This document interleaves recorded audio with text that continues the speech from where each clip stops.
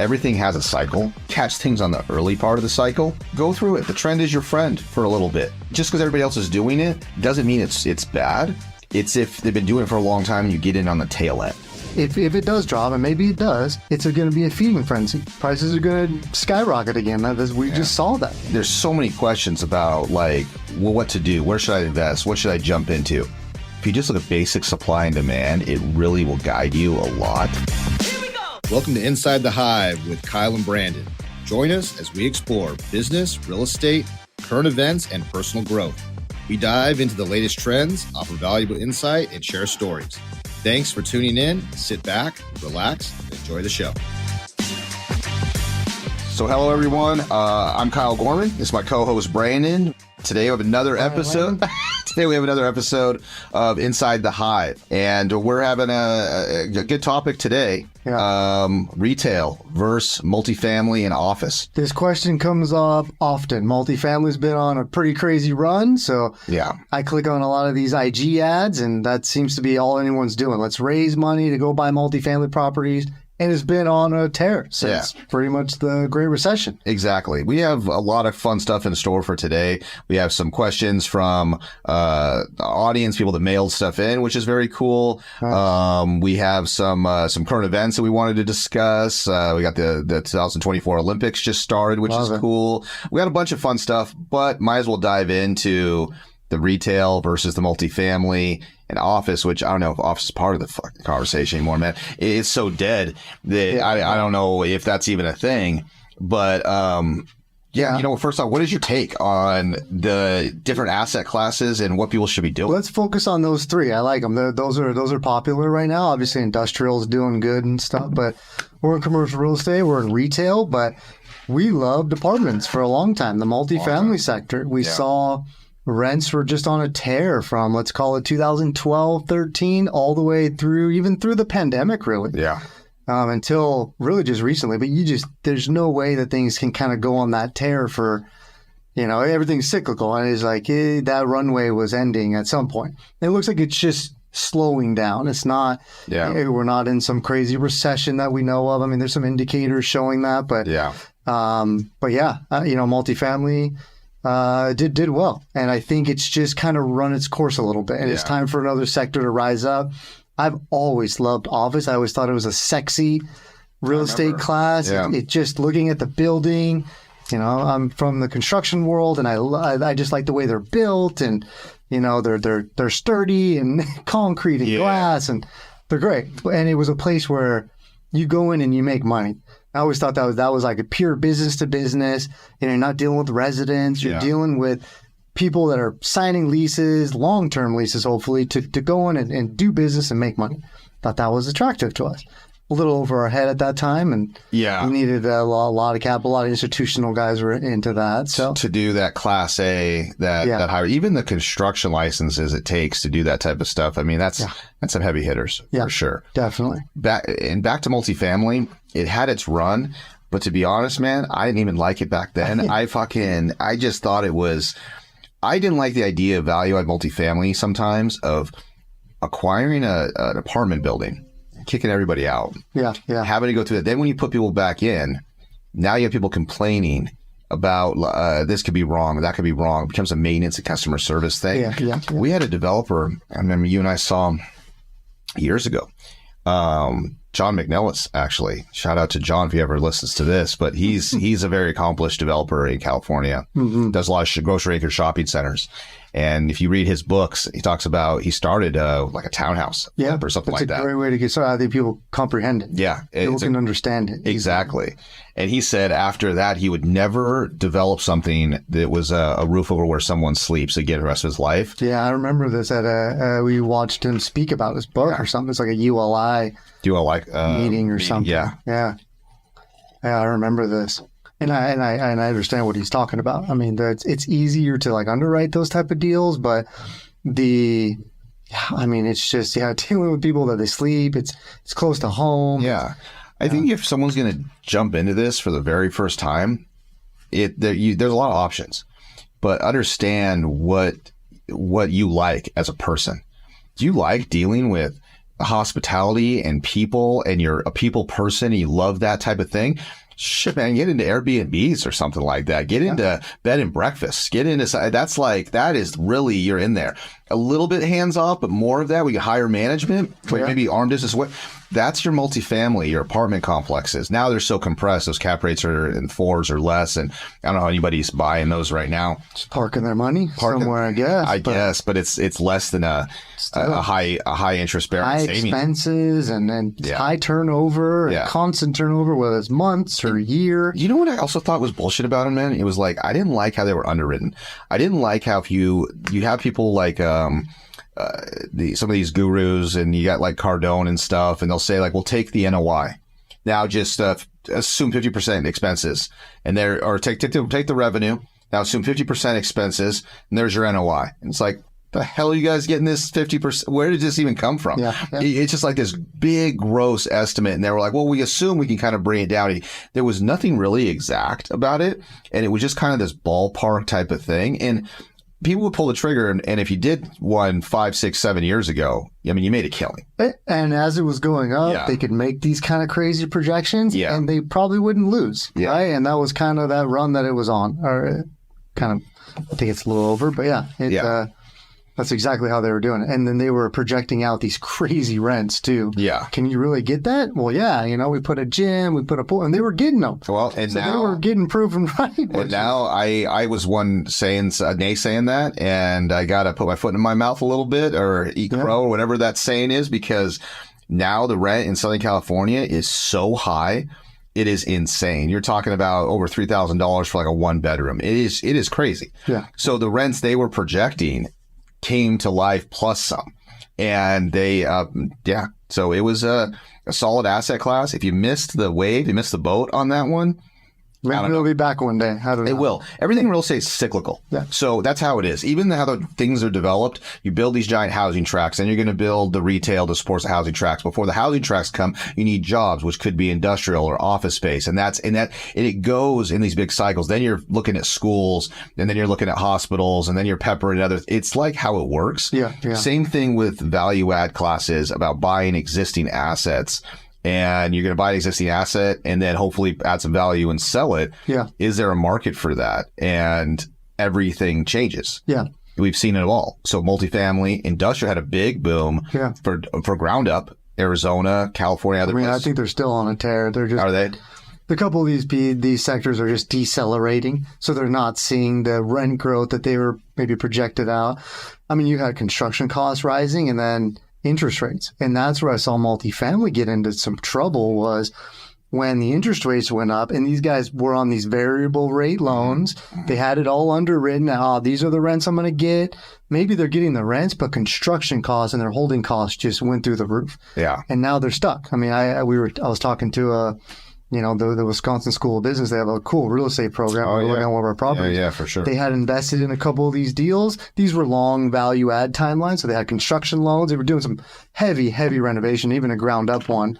And they got caught in that interest rate environment where they had projected out to refinance at a certain point at stabilization, whatever that was, 4% or something. And now it's like 6.5 or 7, and they're stuck. And they're having to go out there and re-raise capital to try to finish the project. They can't even finish it, or they can't finish the renovations enough to get the rents where they need them.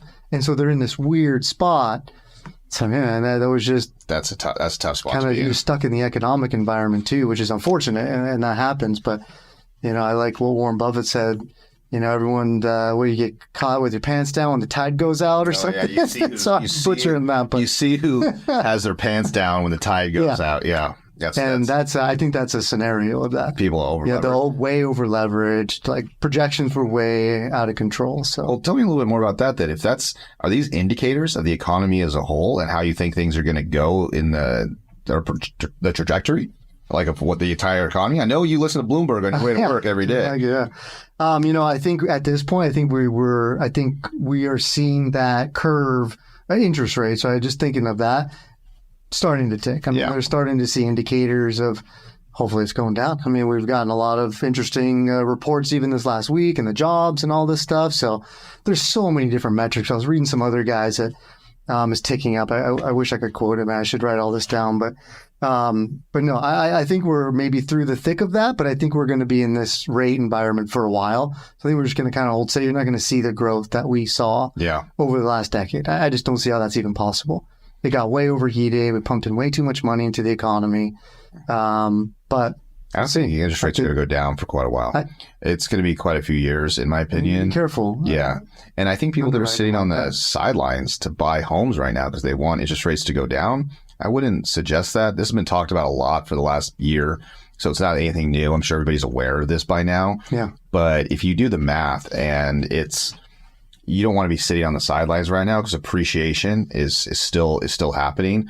And you're going to save a point or two on your interest. I mean, go refinance in a couple of years or something. Get in. Because when if it does drop, and maybe it does, it's going to be a feeding frenzy. Yeah. Prices are going to skyrocket again. We just saw that. Exactly. It's going to cycle right back through that, just like the pandemic had happened. Yeah. And there's deals out there, no matter the interest rates. I mean, we have a hell of an interest rate on retail we just bought in PV, and I'm not happy about it, but the deal still pencils and it still works. And a lot of things, I was just doing, there was a little Twitter thing that I was doing, or X now, as we call it, but about should you sit on the sidelines when it comes to certain states' taxes and the economy, things like that.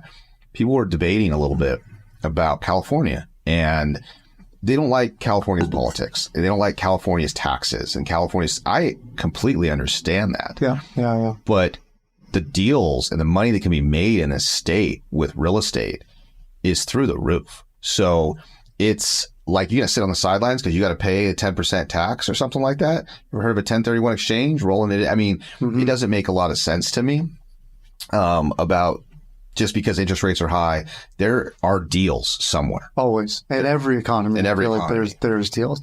If anything, too, there's less competition right now. Yeah. So because people are afraid of that. And you do need to weigh the storm out a little bit. You're going to kind of eat it for a couple of years. We don't know exactly. But if you want to get in the game. Otherwise, you're outside looking in. And now there's a feeding frenzy when things do normalize or whatever people think is normal nowadays. Yeah. Lower interest rates. Oh, I can afford the payment now. And I know there's a lot of that too. I mean, can you afford it or not? But if you can, probably jump in.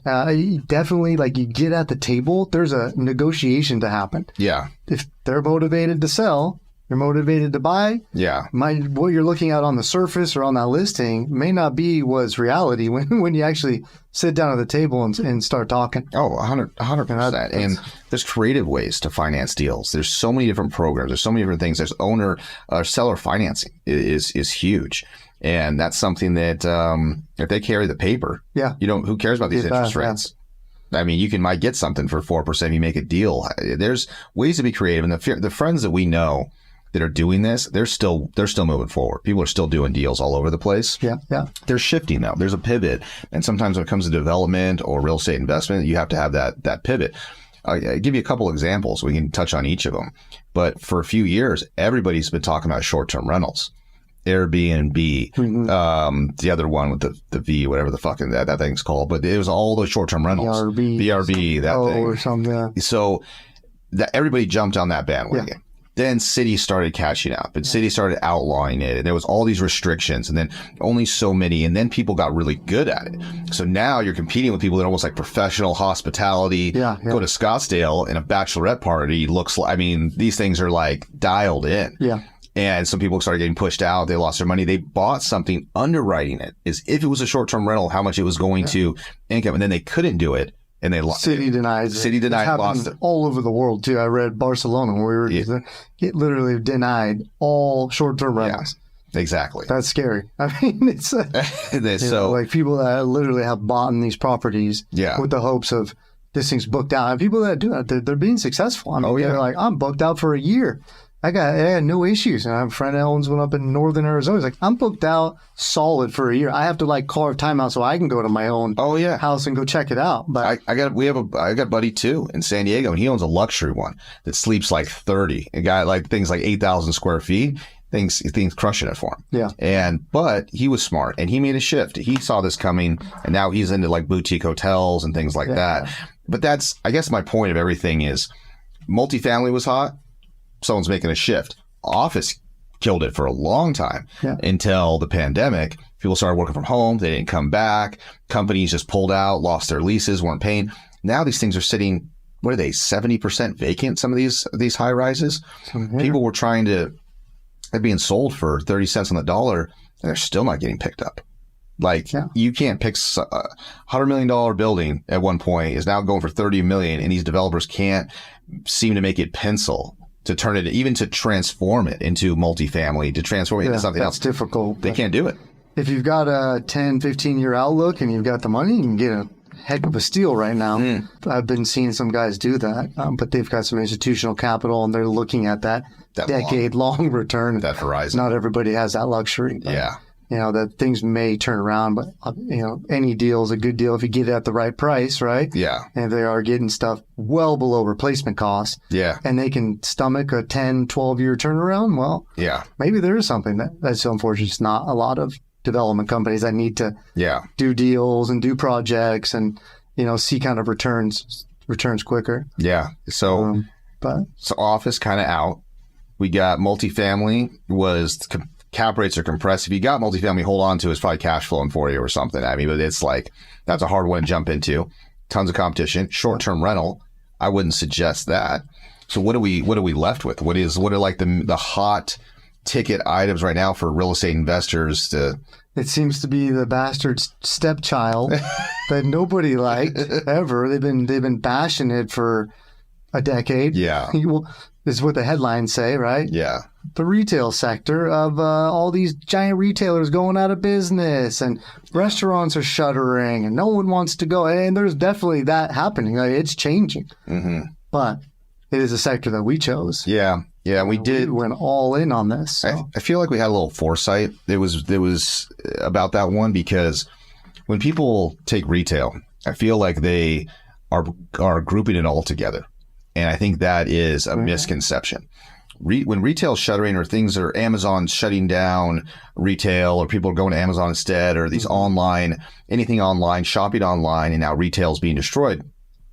That is true in certain cases when it comes to like a product or clothing or certain things like that, but not for services and experiences. So if you had a retail center, and before, 15 years ago, you're going to see a clothing store, a shoe store, this like that. And now Amazon and online shopping is kind of like, it has shuttered that a little. Absolutely. It has hurt that a little bit. Made changes. But now what has been replaced? Now you have the fitness things, the Orange Theories and the Pilates, and you have coffee shops and restaurants and small things. And now restaurants are taking smaller footprints.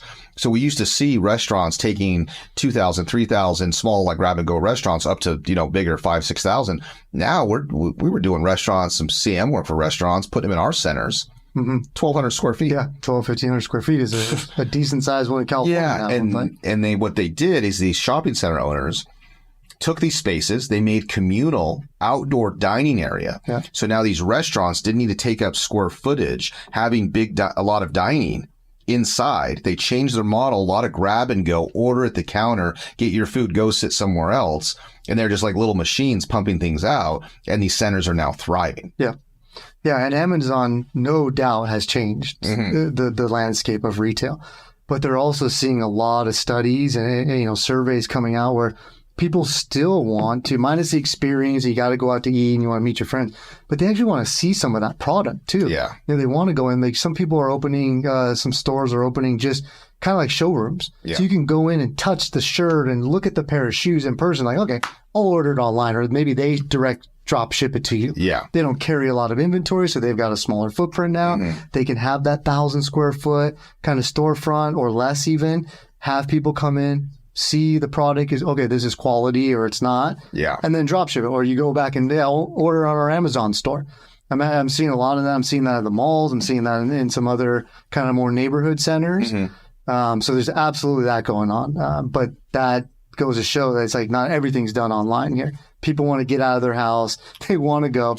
Now, for sure. And the whole side of it with the whole pandemic and the pent up demand of people not being able to see people, not being able to go out to eat, not being able to grab a cup of coffee. Pent up demand, man. I mean, that's where I think the retail is kind of on the upswing now. Is a lot because of that. I mean, we really struggled during the pandemic. having to shutter. Tenants can't pay their rents. You know, if they're forced to shut down, I mean, they got to switch the model of takeout. Some were stubborn, didn't want to do that. Yeah. Others that did were thriving, but they still struggled. I mean, there was no doubt about it. And retail, the bastard child, took kind of a big hit there. No doubt about it. I mean, it was scary times. I remember years ago, people didn't want to touch retail for some reason. And I never understood it. I always liked the big outdoor shopping centers in California and Arizona. I always thought they were just cool. I thought they were a place you could go and like outdoor mall, strip center type of thing.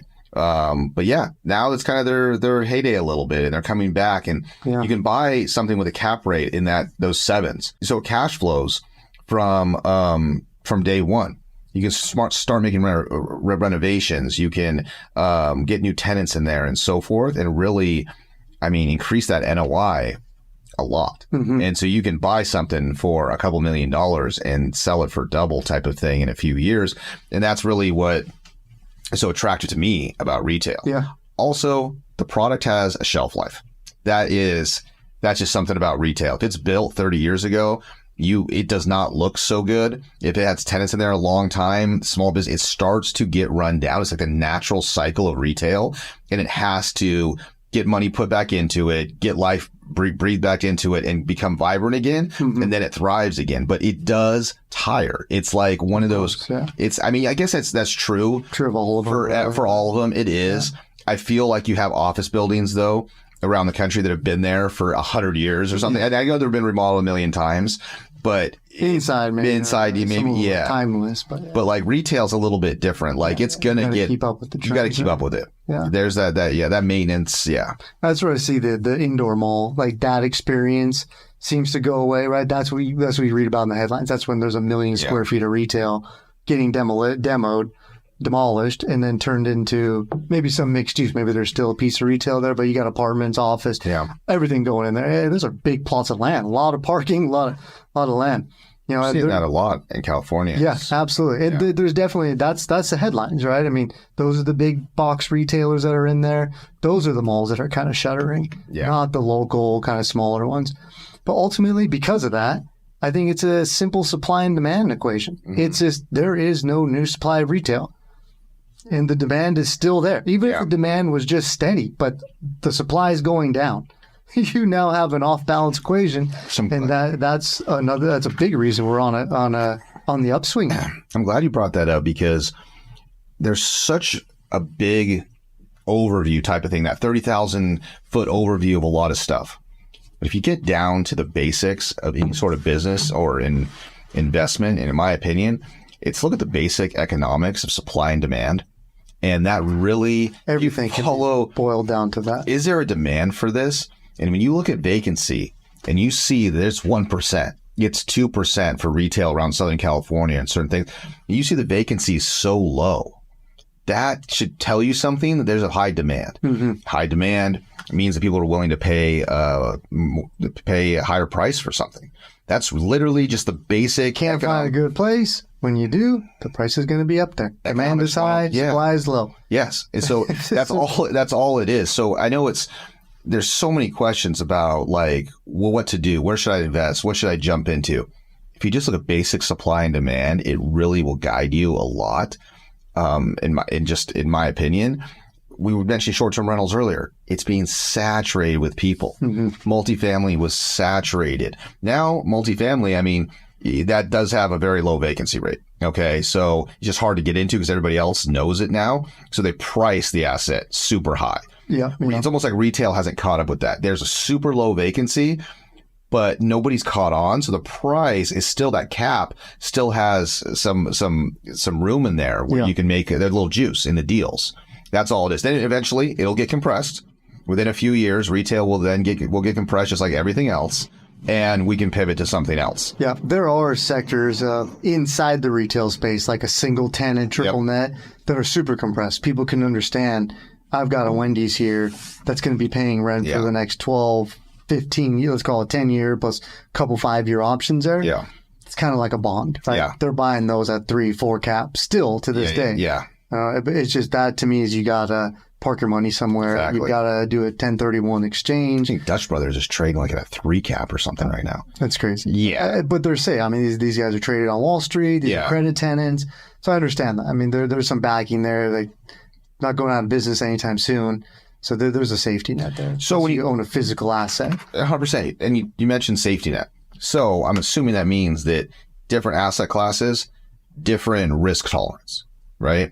So in your opinion, what are the riskiest types of real estate investments versus what are the safer? Just park your money and those triple nets are probably some of the safest investments, right? I mean, you've got these long-term credit tenant, right? You need like a good tenant in there. Get Chick-fil-A in there. Get Starbucks in there. I mean, that have been around for multiple decades and probably the foreseeable future, not having any issues.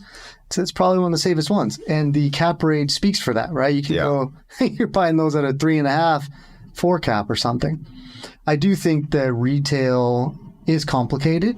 It is more complicated than most other sectors. Yeah. The way the lease structure is, the length of the leases, the triple net that we mentioned where, those are billed back to the tenants different than in multifamily. So there's a complexity to retail that also probably keeps people out of it. The lease structure alone is different, which I wish more people understood. I think we should do a course on it or a class on it. Yeah, it would be interesting. Let's bring somebody in. One of our broker friends and talk about triple net leases, negotiating. I mean, that is a deep topic. It is a deep topic. And I know these are 90 page documents. I mean, these are not to be taken lightly. And typically when the experience people have with leases that they've leased an apartment or, I mean, they rented an apartment, they rented a house at one point. So they're assuming it must be the same.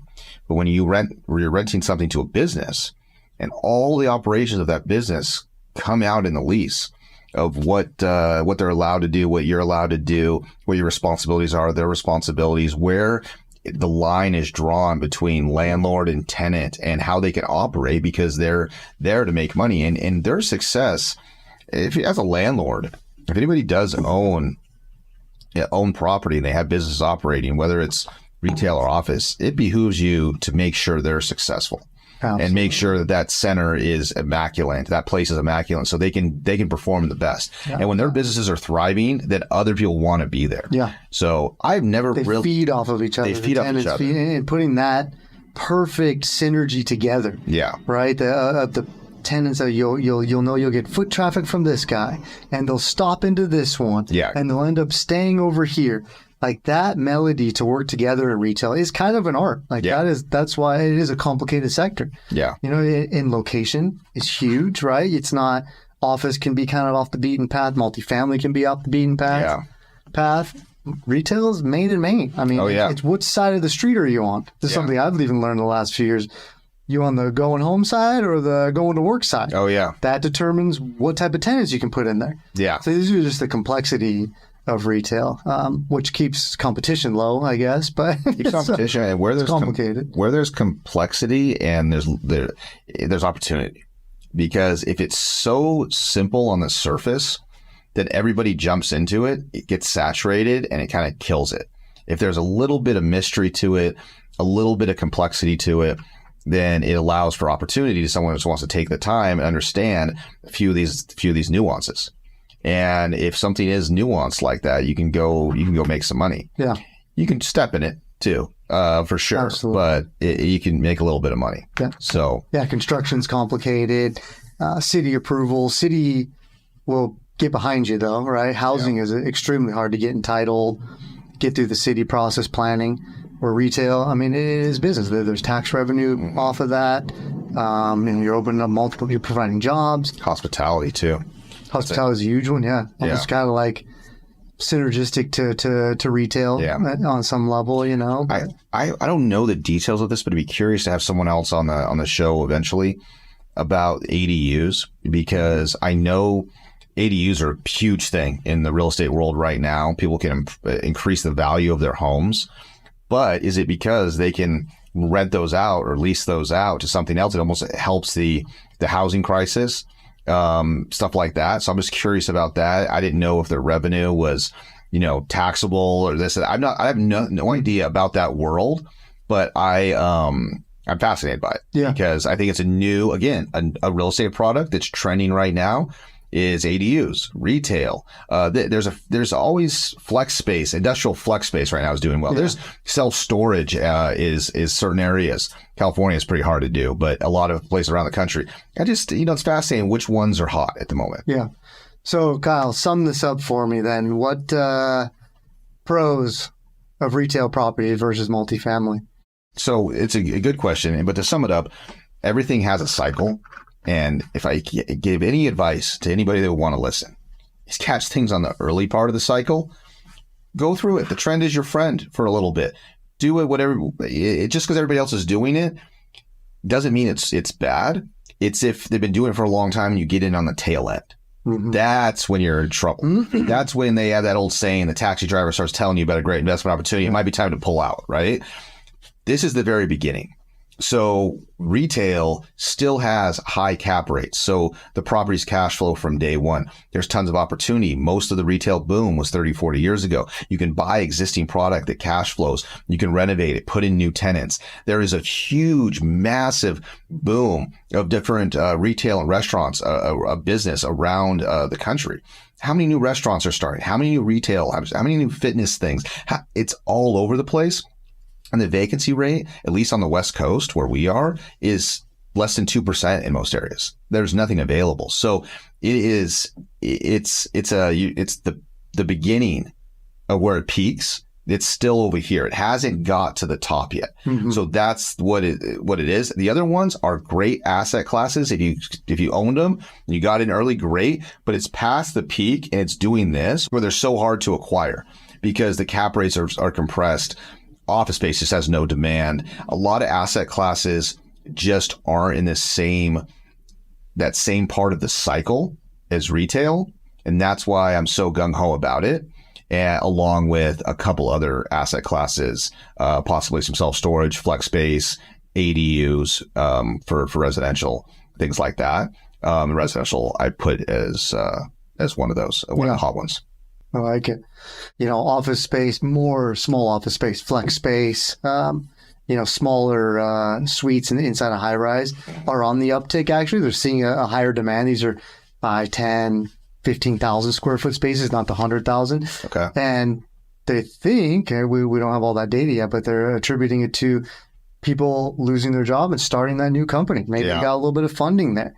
A lot of tech jobs have lost, they've been lost, or laid off over the last couple of years, and people are starting to get their feet wet and trying to start that new company. Yeah. And they need that 10,000 square foot space to house the startup. So kind of cool to see. I mean, things are changing. It'll be interesting to see how this thing all plays out. But for sure. And if you're starting a business right now, you get some smoking deals on some rent for some office. Yeah. So it's nice. Yeah, if you're going to start a business, hey, it's not that bad to go move into somewhere that used to be $4 a square foot. Now it's $1.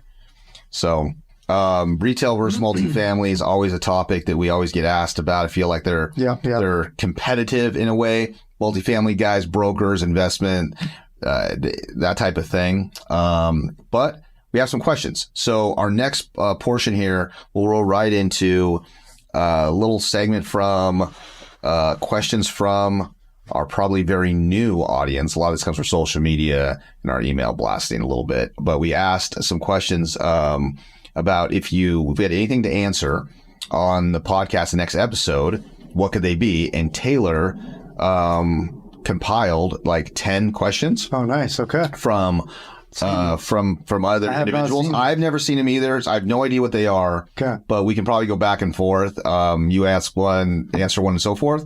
But here we go. So let's bring in Taylor. What are your tips for handling change within a company? When a new advancement or trend is present, how do you not become overwhelmed with keeping up? Hire Gen Zers. They seem to know what the trends are, and we can stay ahead of them. That's a good answer. I like that. Answer. I like that answer. Keep the staff young. Yeah. Mm-hmm. Trends.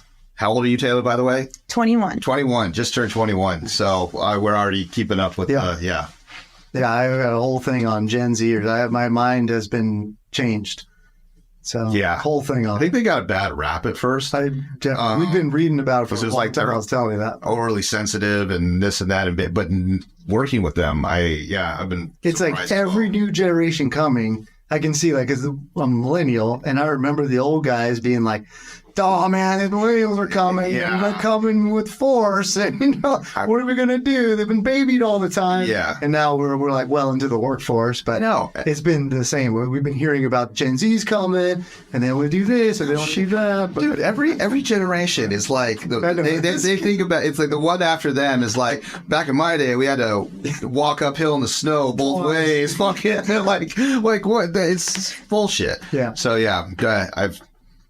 Hi, Ariane. Okay. I have a second part to this question. Sure you do. Is it a threat to your company if you don't adapt to trends quickly, or does it set your company apart and seem different from the rest? I think it depends on the company because it depends what your product or what your service is, how old school it is. I wouldn't go to a lawyer's office and say, "Are you guys keeping up with the trends?" Because that's it. But however, they're still on Zoom calls now instead of in person. When we first had to meet lawyers 15 years ago, it's all in person. And now it is. So there is still a little bit of keeping up with the trends, keeping up with the world, maybe. Like that's just some basic stuff. Yeah. But I wouldn't say my doctor or my attorney or things like that need to be trendy right now. A lot of the people that we work with have big real estate portfolios. They might be a little trendy on the aesthetic of their assets or their properties and things like that. But they've been doing it for 30 years. I don't know if they need to jump on any bandwagons right now. yeah. Yeah. It depends on the trend too. Are we talking, there's trends of like means and method of doing something. There's trends of just, this is the trend of the week. I'm reading this book that Never Split the Difference right now. And he talks about a little bit about this too, that they have like this old school mentality that was in a textbook and they adopted this negotiating strategy for dangerous people, kidnappers and, hostage situations. But that they that was just like the way that everyone did this, law enforcement. But now they've kind of discovered a new way to do this. And so keeping up on those, different, but it's kind of the same, where they took real field knowledge, like this is what's actually working for us, and keeping it in, making that like a new trend and trying to train people on these old habits. So Right. I don't know. I mean, you got to stay up to date for sure, but Yeah. Don't be a dinosaur. There's no. Yeah. That's Nobody likes a dinosaur. No way. Nah. So. They're extinct. We don't do that anymore. Okay. Next question. Okay. What would you say is the most difficult part of your job on a day-to-day basis, and how do you overcome it? I mean, I'll say the amount of hats that I have to wear as a business owner, whether you got partners or not, the amount of things that I have to shift, right? I mean, I need to know a lot about, I need to know a little bit about a lot of things. I don't need to be the expert at everything, but I need to be able to shift that and talk to all of those different personalities. That's difficult. I think making decisions that affect people's lives sometimes is more difficult than it can seem on the outside, because everything sometimes you do affects people's careers, their paycheck, how they feed their families, things like that. Right. If you have tenants that are in in one of your buildings and there could be something that's wrong. Example, we have a tenant that is a very unpopular type of tenant at one of our newer properties. And everybody, the lender, the whole team, our limited partners, everybody wants them out of there because their business is not very attractive. However, talking to them as an individual, they're a small business owner with a family, and telling them that they can no longer lease a space there puts them out of business. They can no longer feed their families, put food on the table, things like that. So it comes all the way down from staff members to tenants to everybody, but every decision has consequences, and having to weigh those out is something that we don't take lightly, but it's like a very tough decision about any business owner, is knowing that what you do affects multiple people. How do you teeter that line then? It's just trying to do the best you can, I feel like. I think that you have to use a lot of common sense. Experience helps. I made horrible decisions a lot of times years ago, like 10 years ago, that I wish I would have taken back, that I wasn't really thinking about, maybe being selfish or inexperienced or things. And now I try to look at the bigger picture of not just myself, but the organization as a whole, what we're trying to accomplish, and each individual. I really try to put myself in these people's shoes about what is their perspective, and then try to make the best decision for everybody. And that comes from a project or anything like that, a big construction development project, or we get on a call and there's an issue and it's like, hey, Kyle, what do we do here? And I have to sit there and try to think of like, what is the best solution, and think steps ahead of what the outcome is going to be. This next one is kind of related to what you started talking about towards the end, of like that projects can have really heavy impacts on people. But are you aware of some of the opposing feelings that communities can oftentimes have against redevelopment and renewal? And to answer after, what about West Hive Capital's process and ideology addresses this? Yeah, we have a core value based around this at some level, but my opinion is that everybody will fight change. And so there's always going to be community backlash, even though we are trying to do something to better the community. Whether that's for future generations, their needs and meeting new demand and, providing new jobs, people will always fight that because of what it used to be. Or, I used to do, I used to hang out at that place all the time. I don't want it to change. That's how we've always remembered it. So people will always fight back on that. I think, how do we handle this is, we're trying to look for, we look at that as almost fighting change like that is selfish. And we look at that as into future generations, like we want to create opportunities for them. The newer generations to have places to work and remember and, work at these type of restaurants and things. So I think Brandon said it well, exactly to his point, that trying to look at the reason someone would oppose it is, say it's a retail center that we're redeveloping and they don't want it to be redeveloped for some reason because they have these memories there. Well, thinking about that is like, okay, this guy, this person, this individual doesn't want us to change it because 20 years ago, he's very nostalgic about what it used to be. And this restaurant, this place, something like that. He's got a lot of memories there. Right. However, he got to enjoy that place back when it was in its heyday, when it was vibrant and it was thriving. And that's the memories that he has. But then 20, 30 years later or more, 40 years later, it's no longer that same condition that it was. So now younger generations are coming here and they're not experiencing this wonderful experience this individual had, and them not wanting to change it and update it and make it better for everyone. I do feel, to Brand's point, is selfish in a lot of ways. And I think that things need to be updated and improved as life goes on. And that's just how it is. So I do see that there's pushback with what we do. Fortunately, we're not building these giant monstrosities from the ground up and have the whole city showing up with pitchforks. I did speak on behalf of another developer that I know at San Juan Capistrano recently. They're doing a housing project down there, and it was like one of those. It was the whole torches and pitchforks coming out. They had one of the residents got their son to go speak up at the microphone and had a speech for him about how they didn't want this development to go through because it would increase traffic and his friends might get hit by cars, and they had him cry up there on stage. I was like, this is brutal. Like these people literally were like, I hated this development so much. Yeah. That's what they were doing. We don't typically do stuff like that. It's we do deals that we're taking that old, ugly, tired strip center and making it pretty again. So we don't get a lot of that pushback.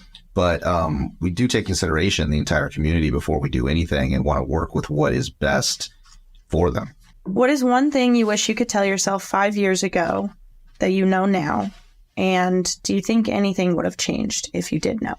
So that's a really good question. And this one kind of just bugs me in the back of my head sometimes for like a lot of years. But don't get emotionally attached to some things in business just because you think it should work. Listen to the basic economics. What I mean by that is you might have a shitty idea That's just a fact. Like, you might have a shitty idea, you might have a shitty product, you might have a shitty service. It just might not be good. And thinking of this, it's a difficult thing to understand. You see all these things, especially on the internet nowadays and social media and all this stuff about keep pushing, keep grinding, you're 1 minute away. How do you know if it's just bad? Like, you're selling something nobody wants. That's the thing. So I think understanding that sometimes if you really are talking to customers and you're trying to sell and they're just this look in their eyes, like they don't get it at all, you may need to pivot and let it go. And there's a sunken cost fallacy that I have been guilty of myself, where you put so much money into something, it's like you can't back out now. I've already invested $100,000. No, you don't put good money after bad. And I've done that too many times. Put good money after bad. And if its idea is this bad one, you gotta like let it go. And once you have a great idea that people want, you can feel it. Yeah, you can feel it instantly. You're like, oh, there's like an energy, there's a vibe. It's not hard to hire employees. It's not hard to get lending. It's not hard to do that. If you have a good project development, it's not even hard to raise money. Right. If you have something that's going to benefit everybody, you can feel it. If it's not, it's a struggle, and he's like, no one really believes it, then you might need to switch to something else. For me, 5 years ago, maybe thinking bigger. Just more of a personal thing, but why was I feeling like I wasn't ready to do something or take that leap? I've been the business owner, but maybe jumping into something different, going bigger. Yeah, and I'm kind of like telling myself that daily, like, why not swing for the fences? What do you have to lose? You can lose everything, but the chances of that. Yeah, that's a pretty good one, man. Like, yeah. Do you think anything would have changed if you knew that? I probably would be doing what I want to be doing sooner. I would have been doing what we're doing now, probably maybe a few years ago. Yeah. But we were just, we're not ready, or we don't have this, we don't have... It was just, you just analysis paralysis, or, I have that saying, like, perfection is the enemy of profit. Well, it's got to be lined up perfectly. We got to get it all situated. Sometimes you just got to just start going. Build that plan on the way down. And that's small regrets.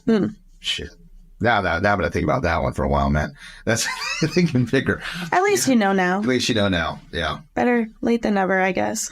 What part of the process is your we did it moment? Is it closing the deal, finishing the project, opening day, a random Tuesday that you see it, and why? Closing.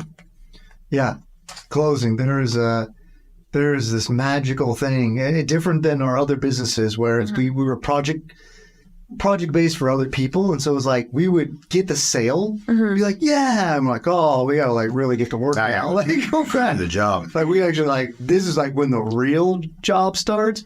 I feel like this development one is a lot more fun. Every time we close a deal, there's like a celebration.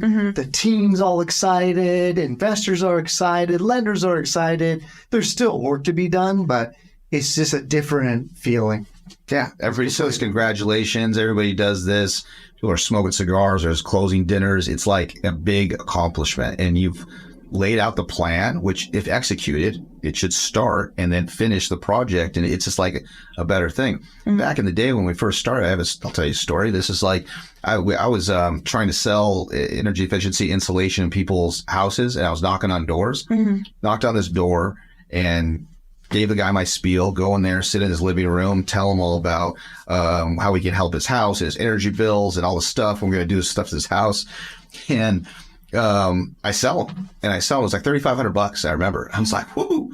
And he's like, yeah, we can install tomorrow and do everything. It's great. And he's like, yeah, I'll have some guys out here. And next morning show up, and I knock on the door again. And he's like, you installed too? I'm like, yeah. And I just like, I was not only selling it, but then I had to go do the work all damn day. And it was just like, I was excited for a second. And then I had to just go, it was just like not the same. Yeah. A little anticlimactic when you show up and you're the one doing all the work yourself as well. Brandon, you kind of touched on this when you said that the most difficult part of your job is having to wear many hats and be multifaceted and everything. But does work ever really stop when you have your own company? And how personally do you ensure a balance between work and home life that isn't toxic or imbalanced, if possible? Well, that's deep. Does it ever stop? I don't think so. I don't even think if you had a day job that you're really passionate about, I don't think it stops either. You know, I mean, I don't envy those people, but some people have that 9 to 5 where they can just shut it off. I mean, we can shut it off on some level. We tried it where we're getting further in our career here where we can kind of take a day off and reset like you need that. Got some personal time.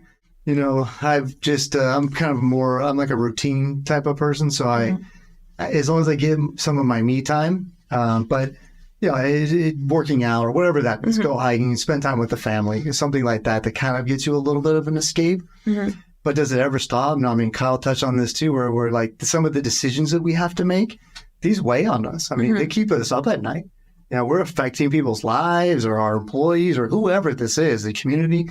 So, I mean, I'm constantly thinking about this. How do I better myself? How do I better the company? How do I become a better leader? It's a curse, but, you know, that's what keeps us kind of driven and moving forward. So it never does stop, unfortunately. I think balance is bullshit. I don't like it. I balance in big chunks. I don't balance every day. I don't like it. I'm not good at it. I can't really understand it, but I know you have to do what's best for yourself, right? So I do like this thing that almost like a cheetah. Like I go really hard and very motivated for days and days at a time, working for like these big stretches, and I can just keep going and going, and it's like the momentum carries me. And then after so long, I'll almost like tire out. I need like a reset for like a day or two. Maybe I go away for something. Maybe it's like I just kind of take a day off, shut down my phone, go relax on the beach, go a weekend getaway or something, and then I'll come back. But I like these explosions, almost like sprints. In project management, there's a term like a sprint. That's how I function. So I like these big sprints. A lot of my friends are more balanced every day. It's all different. I still have a routine. I still have everything I'm doing, but I like these explosions of like productivity. And then I kind of like take my foot off the gas for a little bit, regenerate, and then I go. And that's how I feel good. But everything, when it comes to balance of like, say, family, friends, work, that type of balance, that type of thing, it's all intertwined to me. Like that's part of like being a business owner. It's all the same. And I'm lucky enough to surround myself with people that don't mind if I talking about that at dinner or do this or taking a call. It's all intertwined together. It's just my life. I'm living as one. I don't think about it about compartmentalizing or separating. I mean, that's it. We just eat, sleep, and breathe it, and we surround ourselves with people that enjoy it too. And you know what's interesting? If someone's like a professional athlete and they eat, sleep, and breathe baseball or football, no one ever questions it at all, right? Because they think like, well, that guy's just doing it's like really fun or something. Playing a game. That shit's hard work, man. Like those guys are from the morning till night. Everything they do is around that. That's it. No one ever looked at like Tom Brady and was just like, this guy's just working too much. Yeah, poor guy. Poor guy. No one ever says that. But like when it comes to business, somehow it equates to the 9 to 5 job you have when you're like scooping ice cream or flipping birds. It's a pain in the ass. And they're like, well, that's kind of the same. It's like, it's not. It's not. There's different levels. And I hated waiting tables too. It sucked. I hated selling shoes really sucked. I didn't like that either. Those are different types of things where you do need a balance. Shut it off. Go have some fun. Okay. The last one is still pretty heavy, but I think it's good.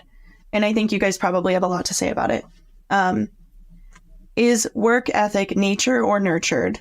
Meaning, do you believe that one person with a certain background is inherently bound to have more of a high work ethic than another person with a different background? I think that's a lot to do with how you're brought up. Unfortunately, which is unfortunate for individuals because they always can't choose how they're brought up. But I feel like it has to do with a lot how you're brought up. If you're instilled like work ethic in sports or school or something early on, it tends to carry over. If you are instilled those things, or maybe just the opposite, just given a lot of things or something, you don't really have that. Different things drive different people though. You don't know what everybody's motivation is. That could be what you're born with, like just your motivation in life. But I think it's a lot of nurture versus nature type of thing. Like nurture is, Yeah. No, I feel like, unfortunately, there's some of the cards that you were dealt. obviously, but I think there's like this passion thing too. Like you got to find something you like to do, right? I mean, you got to find something that you're like motivated to go do every day. And if you don't have that, then go find that. Because otherwise you may not be motivated. Like you don't, I'm not getting up in the morning. Like I don't want to go to this night, but then go find something that you do like. I'm trying to make a living doing it, but there needs to be some underlying, like it's, I don't know. I mean, it's just like there's something to do with that motivational factor. Like you've got to kind of enjoy life a little bit or enjoy that journey. And there's been times throughout mine that I didn't enjoy it. I'm like, this sucks. I think this is all like for multiple years on end, even like, does this ever get better? Right. But you kind of like got to find some underlying passion or pivot and start doing something different or a different role in the company that you do enjoy. And that takes a long time to maybe find that passion. But I think you can kind of overcome the way that you were brought up. It's just, you got to dig deep and it's going to be painful. And some people are landed here and others way far behind. But you can kind of just use that as an excuse and tell yourself that all day, or you can just push through it and find something you enjoy and go for it. I know people that are broke and don't care at all, don't do shit. I know people that are rich, don't care, don't do shit. I know people that are broke and have tons of motivation and want to go get it. I know people that were born with tons of money and they're still getting after it. Yeah. I do not know what it is in the individual, but to me, it just seems like there has to have something when they were raised about you're supposed to be working and moving forward, or they're not. And that's it. I do know that purpose and passion, or just a purpose in life, does help with mental health and things like that. If there's nothing you have going for you or no goals, then it just gets depressing. There's nothing like what does everything mean? That you get into all that type of stuff. But I don't really have an answer for that question. It's a tough one, yeah. Because I've seen all walks of it. I'd like to see a chart, because it's got to be just a whole, like all over the place. Yeah. That I really don't know. But to go all the way back to your very first point, it's got to be something with that upbringing a little bit. It just, that's what keeps getting in my head. It's like, that has to be something about that. So on that note, how do you raise a child? Get them to that, even if you don't have all the means or just load it up and just give them everything they need. But how do you instill that motivation into them? Like that is a code I would love to crack as I move into that stage of my life here soon. Check this out. We'll do a whole episode about this, but there's a little preface, a sneak peek in it. I was watching something. It was like a documentary or something on Netflix or something like that. And it was a guy who was a scientist, in psychology. And he wanted to do an experiment. So he had 3 daughters. Yeah, I think I told you this. And he's like, no, I bet you it's how like they're raised from the very beginning of their babies will impact whatever it is. So he knew nothing about like chess, right? But he's like, as soon as they're born, put a chess set in front of them, and he had this entire philosophy he was going to do where he was going to praise the work, not necessarily the results, but praise the work of chess. Like, I can't believe how good you are at chess. You did so good. I love how you're working at it. And all 3 daughters became chess grandmasters. And he never even knew how to play before. It was just an experience. Let's bring this guy. I think he's still alive. Get him on the show. But he was proven that if you can structure when a child's born into some sort of thing where it wasn't like, he was talking about even like Mozart, wasn't some prodigy at 3. His dad was on his ass at 3, being like, play that piano. And that's what happened. He was giving him that praise. Like, hey, great, buddy. Yeah. Okay. Exactly. And it's like kids that have parents who are professional athletes are like, could be like the name, like King Griffey Jr. So that brings the point of, is it in your upbringing? Definitely is something there. Yeah, definitely something there. Yeah. You can overcome that. It's just going to be a little more difficult, it looks like. So, well, on that note, that was awesome. We'll wrap up. Good topics today. That was some good stuff. We'll wrap it up. But thank you, everybody, for joining this episode of Inside the Hive with Kyle and Brandon. Comment and subscribe, please. And get 5 stars so we can actually get this thing moved up in the rankings and grow that audience and share this stuff with more people. But thanks a lot, and see you next time.